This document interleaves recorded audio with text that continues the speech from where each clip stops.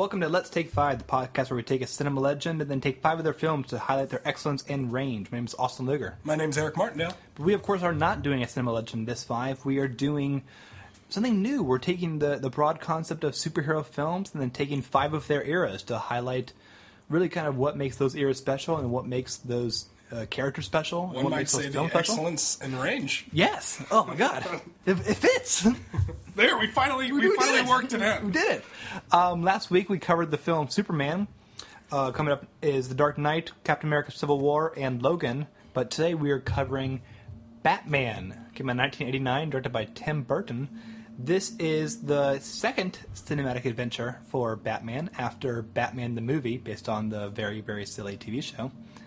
This takes the character of Bruce Wayne, who, after a traumatic childhood incident, decided to dress up like a bat and stop crime in Gotham. Well, we've all been there. We've all been there. And in this film, his major foe is a man he accidentally dropped into a vat of acid, who then calls himself the Joker, played by Jack Nicholson. So this is a monumental film in many ways because it was such a... It captured the artistic look that Batman comics were going through in the 80s, but it added like Tim Burton's weird style and elements of German expressionism and characterization. Prince. Lots of Prince. A lot of 80s. Very, very 80s. And it created something that really kind of made people re-examine what a superhero film could be. It kind of stopped being just the cheap, easy entertainment to put on TV. It could be something a bit richer. Yeah, I think you summed it up pretty well. This is my most watched movie of all time. I can say that without hesitation. One of the 5 movies that I can quote probably from beginning to end. We've already covered another one on this podcast, in Fellowship of the Ring. But this movie is so good and so much more than what we probably thought was possible in this type of genre. Let's for this we need a little context because Batman, coming after the Silver Age of comics, is sort of this goofy sideshow type of character. He wasn't originally portrayed that way, but in the 60s and 70s we kind of got into this era of comic book films being really cookie cutter and Mama did always tell me not to play with guns, just like goofy crap like that villains would say. And, and it got a lot less serious. And originally, when the idea came to do a Batman movie in the 80s, it was originally, there were talks of Bill Murray playing the role. Like, it was not going to be treated very seriously. Then Frank Miller, comic book writer, legend, writes a book called The Dark Knight Returns. And from there, it was like bringing the Dark Knight back to its roots of this is a character, we say he dresses up with a bat, and we kind of snark at that, or just laugh at that, but snicker, there it was. But he's troubled. He's a psychopath. He saw bats when he was a kid. He was frightened by bats. He uses his fear as a symbol to terrify people and to beat people up. And this weird, sick fantasy of sort of living up to what his father was, who came before him, but also indulging in this fantasy that he could bring them back to life. He could prevent someone else from going through the same trauma that he did. That's all very serious stuff. And it wasn't going to be treated very seriously. And then, they cast Michael Keaton, who at the time is a comedian. He was just coming off Beetlejuice. And they put Tim Burton on as a new director, unproven. He'd just done Beetlejuice as well. And Pee-wee's Big Adventure. And Pee-wee's Big Adventure. Very weird comedic films. And then they make this film, and then we say, okay, this is what a superhero movie is supposed to be like. This whole dark, gritty hereafter that we have of superhero movies owes basically everything to this movie in a lot of regards. And some that's for better or for worse. And I'll give you another example of that. Literally in The Crow, that comes a couple years after this, in like 92, 93, which is a movie I actually like quite a bit, stars Brandon Lee, Bruce Lee's son, who famously was murdered. Well, not murdered. He was accidentally shot and killed on set. the ad campaign for that directly took shots at Batman. I had a poster for The Crow in my bedroom that said, literally the tagline, the slogan, "Darker than the Bat." It's literally what it was. So this movie taught us that these movies can be serious. These movies can be adult. They can have adult themes. These characters can have adult problems. The villain can be scary. The people can die. And it actually feel like death. And for that, for its time in 1989, this is one of the more important genre films ever made in that regard. I agree. And we talked about kind of, again, I'm not an expert on this, but the number of superhero cinematic films between Superman and this Batman was a lot of Superman sequels and really nothing else I can truly think of, whereas between this and The Dark Knight, so many more superhero films, especially in that 90s range, which, some of them are good, some of them are bad, but they are there. This was seen as an angle of which you can be an artist, but also you can make money. Yep. That this is now this is now a bigger part of the pop culture lexicon.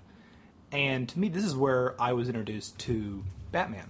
Because I really have only knew these heroes as kids through the films.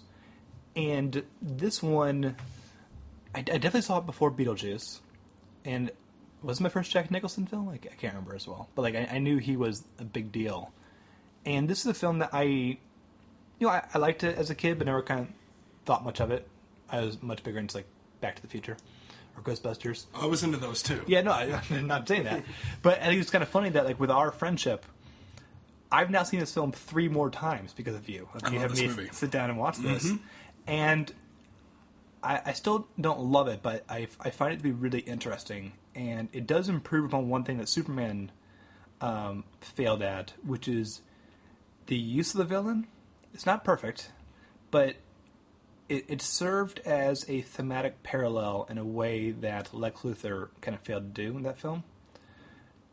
It's gonna be my middle ground, perhaps the next film more. Yeah, next of week. Course, sure. But I thought it was really interesting the way, because I actually don't like Jack Nicholson in this film. I don't like this Joker very much, but I like that.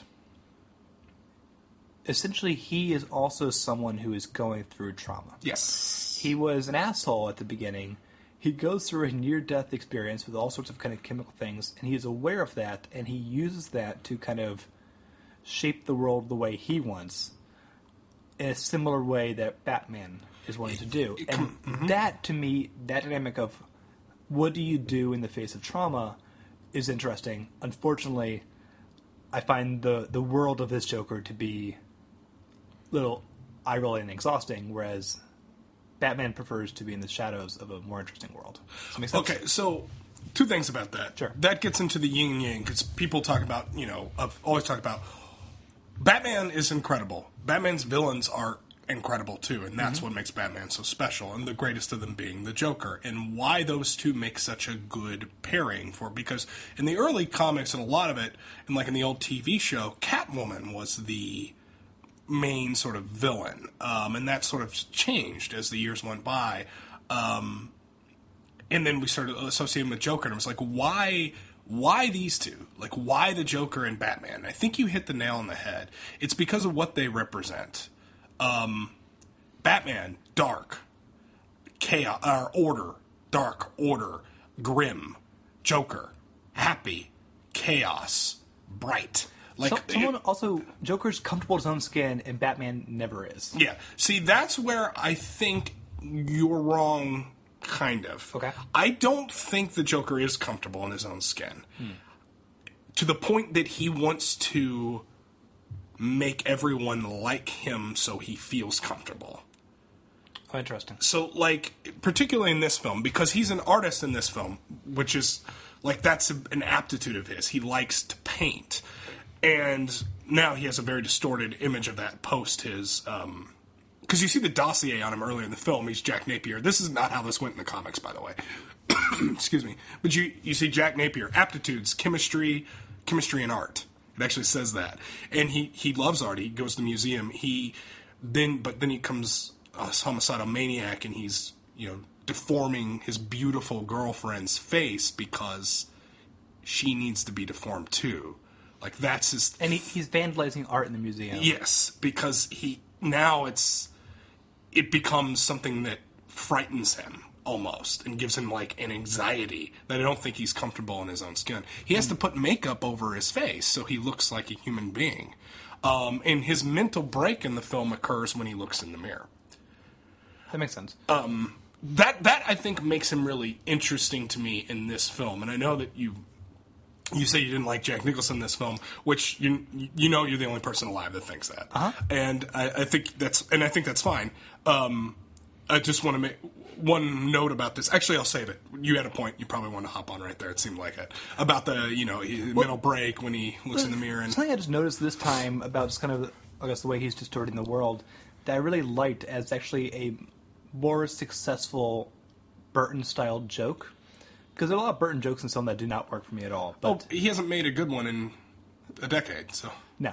But, like, something that I really liked in this film was... because the public is so afraid about what products the Joker has poisoned, that they're avoiding a lot of TV products. I love just the very kind of casual grossness of the newscasters who like clearly haven't showered or like used deodorant. Right, I know, it's great. It's like their hair just kind of keeps getting worse and whatnot. They're like clearly like just sweaty or whatnot. I like that a lot. That to me is a very fun thing. Why would the Joker do it to cosmetic products? Right. He doesn't like people looking pretty and beautiful anymore. And that is something that's not really touched upon in other iterations. I know I said that word a lot on here. But I just thought that, I just find that really interesting. And he goes after a photographer. Yeah. Who's supposed to, photograph the truth. Mm-hmm. Yes. So, all this works for me. It has some of the coolest like superhero lines. I mean, this has the line, "What are you?" "I'm Batman." And then he jumps off the roof. This has the "I never dance with the devil in a pale moonlight." It was no movie I think has sort of entered the realm of general pop culture than this film than probably until The Dark Knight. Superhero-wise? Superhero-wise, yeah. Yes. This was kind of... I mean, this was the third biggest film of the 80s. It had Prince. It had Jack Nicholson in it. Jack Nicholson, who was paid more in this movie than any movie role in history. Not for just Jack Nicholson. The dude made $30 million off this film, plus 5% of the profit. I mean, it's really insane. So... there have to be stories about them, like... but did he really die at the end? And can we get him back for a sequel? No, I mean, totally. That had to happen. And you had Jack Palance in this movie. I mean, there was a lot that was put into this movie. And it's just really good movie. It's a really interesting film. And what I liked about this film this time was something that is a bit missing from a lot of modern superhero films, because now, in the post-Marvel era, where this film not only needs to be a film, but needs to set up the next 5 films, they get very busy.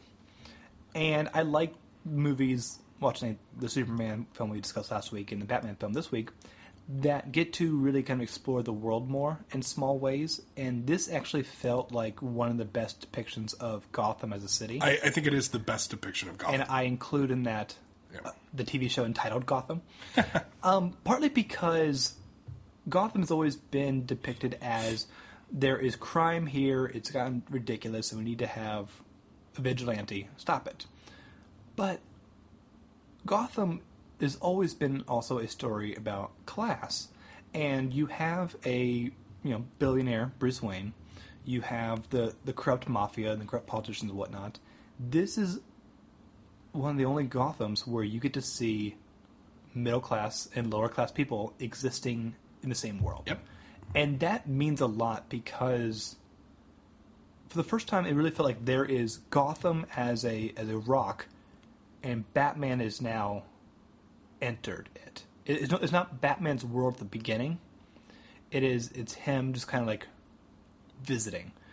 Whereas, unfortunately for me, the film, the world started to morph into Joker's world, I guess, the more he kept succeeding. But Gotham was it finally became a city worth saving, I guess, because also the character who I love, who's like not in anything else. It's what's his name? Alexander Knox. Oh, I love Knox. I love Knox. Knox is the great like Cary Grant era journalist who's out there for the scoop. And he's a smart ass and he's sarcastic. And he's Batman on the police payroll. And if he is, what's he pulling down? Yeah. After taxes. He's an asshole. I mean, this is a guy who will always go home alone because he's a dick. Yes. But he's so much fun, and like these characters are needed. I'm glad that he's not going to become Reporter Man in the third sequel. He's just this dude, and he's really funny, and he works really well with Michael Keaton's like. And Bruce Wayne. Yeah, I mean, Bruce, Michael Keaton, but Batman and Bruce Wayne. Yeah. But like, because Michael Keaton is a genius in this movie, in all movies. But oh god, he's so good. But he has like negative chemistry with this guy on purpose. It's nice talking with you, Wayne. Yeah, no, they're great. That means so much. And Vicky Vale, it's not my favorite force in the world from Kim Basinger, but like. She means something. Yes, she does. I like her. I like the way she talks. I like the way she's more of a person than Bruce Wayne. So, oh God, I feel like I'm biting into great steak when I talk about this film. Now, this film has problems. Yes. I don't ever say, I would never say this film doesn't have problems. This is not a perfect movie. This is probably, to me, a 3-star film. That said, it's my favorite 3-star film ever made. Okay? That's basically where I'll put it at. There are things that this film handles really, really well. This was a movie that anyone could enjoy. The jokes in this film that went over my head until I finally grew up and discovered them. One of my favorite ones between Knox and Vicky Vale. She says, Vicky Vale, and he goes, oh yeah, the photographer, yeah. Listen, you want to photograph me nude, you're going to need a long lens. Yeah. I mean, the great stuff like that, that all works. Give Knox a grant. Yeah. It's just this incredible scene, and that all works. So it had all that stuff in it. It had good comedy in it. It had a serious subject matter when he's not just in the bat suit. It had a good romance in it. And it had good supporting cast of characters in it. Like, everything was so well-rounded and so put together in this film. It's actually a credit to Tim Burton. It is. Yeah, I mean, for how young he was at the time, and I mean, him not being a well-known person at this time, it's a real credit to him. It's probably my favorite film of his. And then the last thing I want to say is I feel like it nailed that. Okay, so you have the serious, like, realistic films like The Dark Knight, where this is clearly not comic book metropolis. This is downtown Chicago. And then you have films like Marvel or or like the new Batman stuff, the Zack Snyder universe, where it's like, whoa, this is all like a comic book again. This somehow struck that balance the best. It felt like a real comic book city, which is what Tim Burton, when he's doing well, is good at. I mean, I think Beetlejuice is such an incredible film because it's the weirdest tone in the world that he created of a world that makes no sense, but makes perfect sense when you watch it. Yeah. It is that. It's a world building of bonkers dark comedy.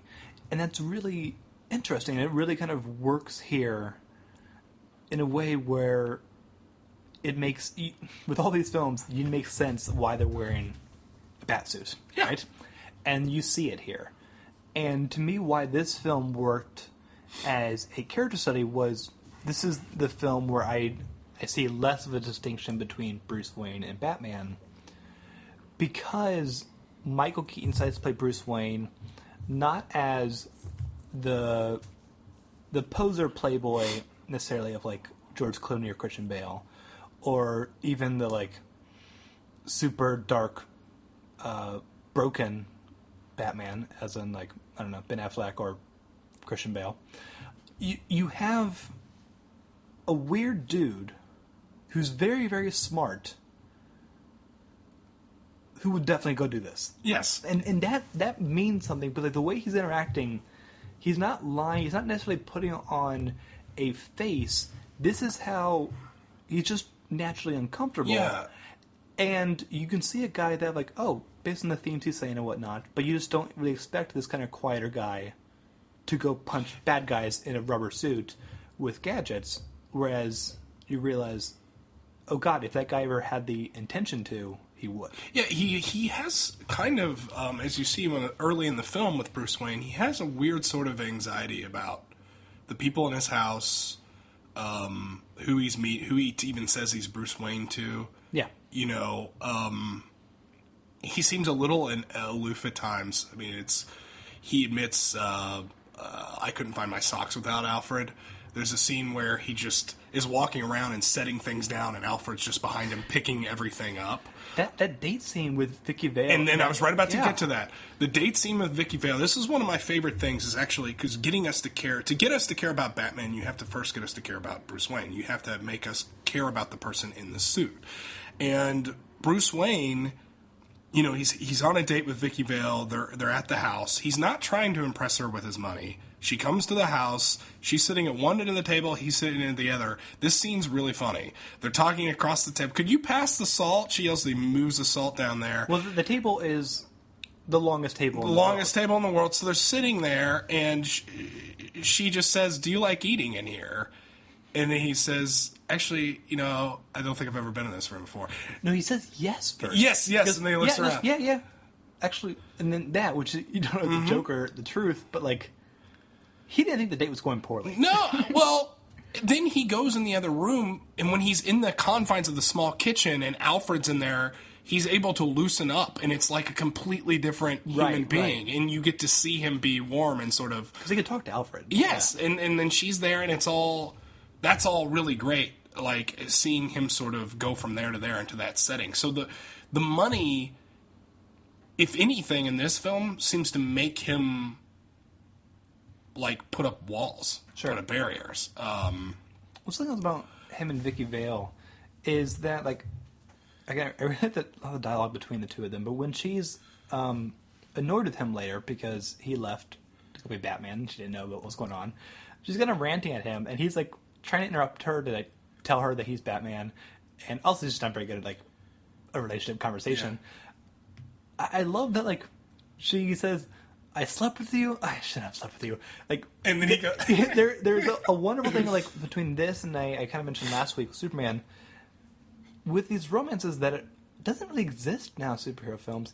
There's actually like a lusting happening between the two of them. And like last week we had Lois Lane ask if Superman could see what color underwear she was wearing because he was X-ray vision.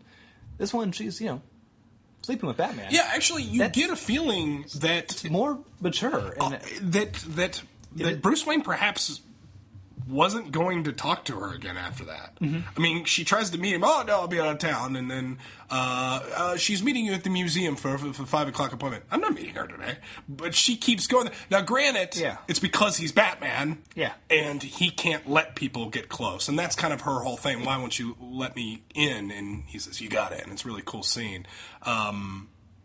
There's a couple things I want to get to before I wrap up. What were you gonna?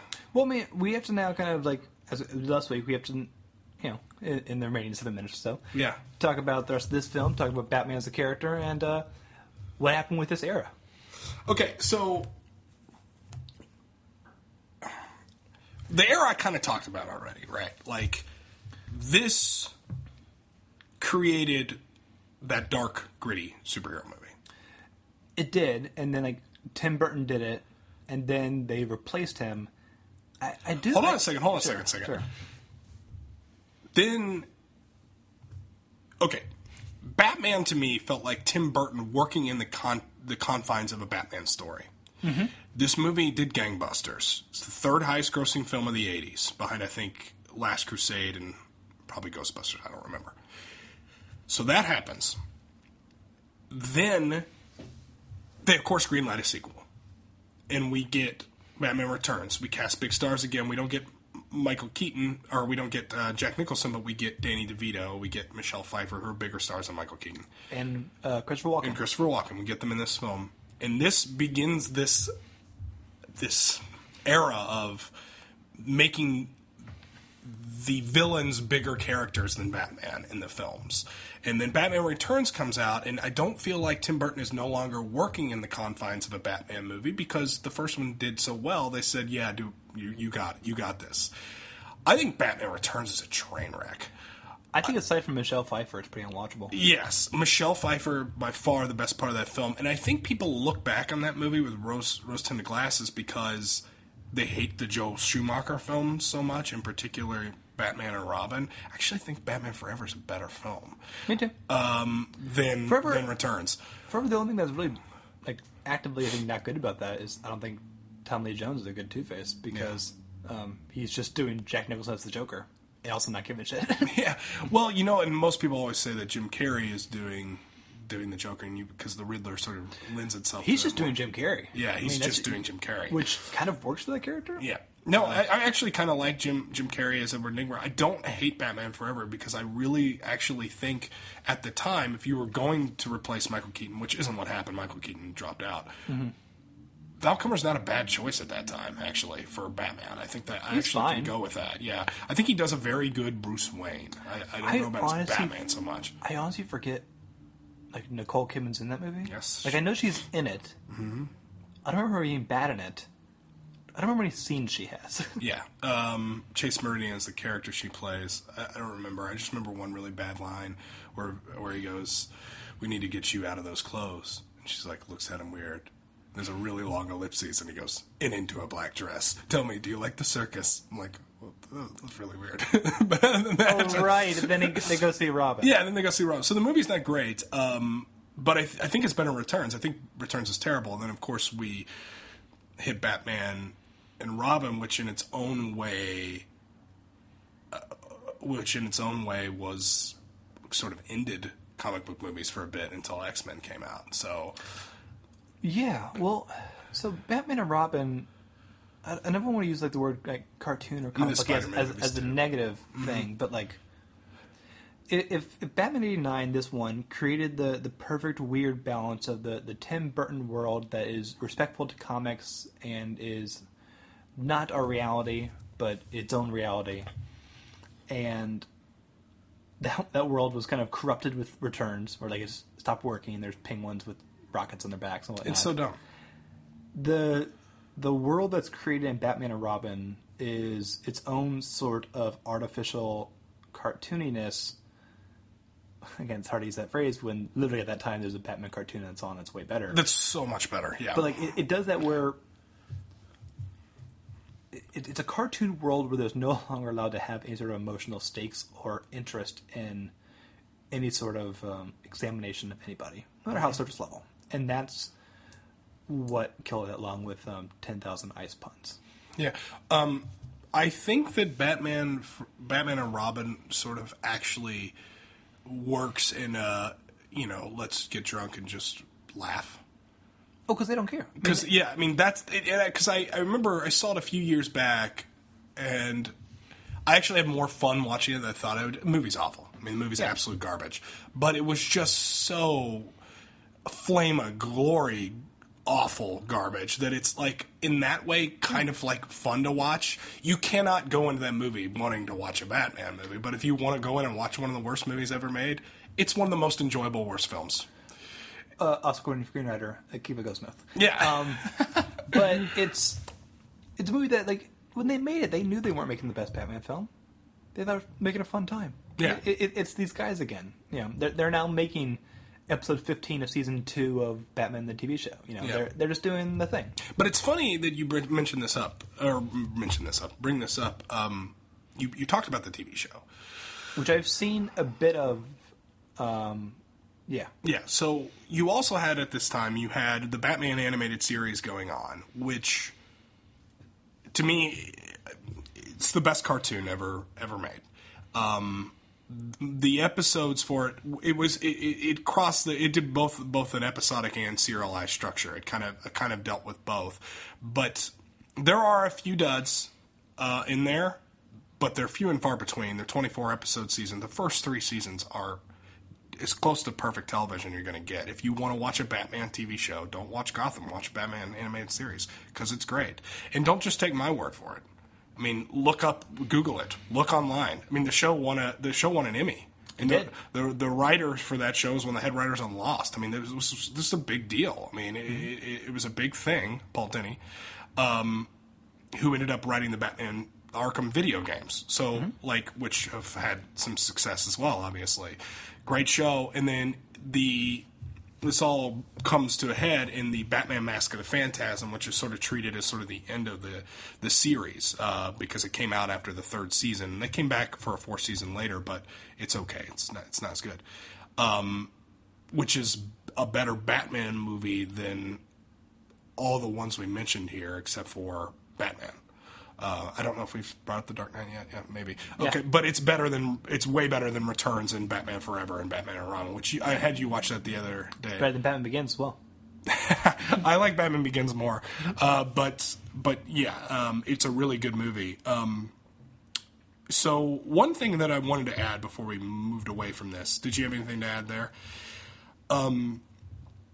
As a one-off film, if I had to say watch this Batman movie, even above ones that I think are better, I pick this film.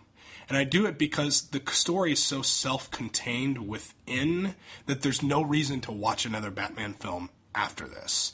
The ending is so triumphant and so victorious that Batman has saved this city, and he's going to watch and protect this city for all time. And they're going to be defended by him. Well, also a way that bothered comic book fans, but not me, because this is how it's my first Batman story. He resolved his demons. Exactly. In this story, the Joker killed his parents. Mm-hmm. And I think it sets up really nicely in the film. I think it's worked very well. And also, I mean, the end of this film owes a lot to Vertigo. Yes. Okay, whatever. We're not going there.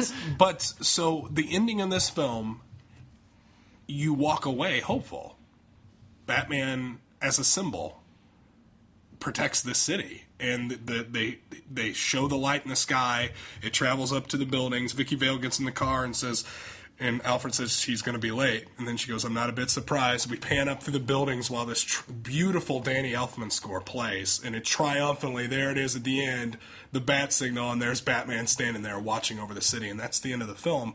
And from that point, you don't need to go after that. You don't need Returns. You don't need Forever, and you don't need Batman and Robin. That's the good thing. That's the good news about the old Batman stuff. So, anyway, I like, obviously, I like this film quite a bit. I know we're going a little long here, but I just want to ask you a question. Sure. Why don't you like Jack Nicholson in this movie? Because I think it's worth talking about. I'm not going to debate you. Sure. It is. I liked the elements that we talked about where, like, how he responds to trauma. I find his presence to be non-threatening and annoying. And it feels like, to me, and this is just me reading into it, a kind of disconnect between performance and character. Where I think there are a lot of things on paper that are working about this version of the Joker, which is not exactly my favorite incarnation of the Joker. But it is, to me, it's so hammy and easy for Jack Nicholson at this time that, and again, it's so much of the humor that works for me in this movie is a lot more the subtle humor or the fun Knox jokes. Mm-hmm. The humor he has and the things that he's screaming and the... Where does he get those wonderful toys, man? That one... That was pretty good. That one's amusing. They stole my balloons! Yeah, that one I do enjoy. But it's more of him wrecking the museum, although, again, some thematic interest is just... doesn't end. It's these sequences, it's him... with the press conference. Do you think he'd been better with a better editor? Do you think it has something to do with that? I think if he was, if he had like half as many scenes, it'd be okay. I want way more Bruce Wayne Batman because that's always going to be the problem. Yeah, I find it just being obnoxious in a world where like I've accepted that a billionaire will dress up in this rubber outfit as a bat. Mm-hmm. It's really hard for me to see this guy went into green liquid, came out with white face and green hair, and is this exact kind of dick. Is it as bad as penguins with rocket launchers on their back? I mean that honestly. Is it not quite that bad?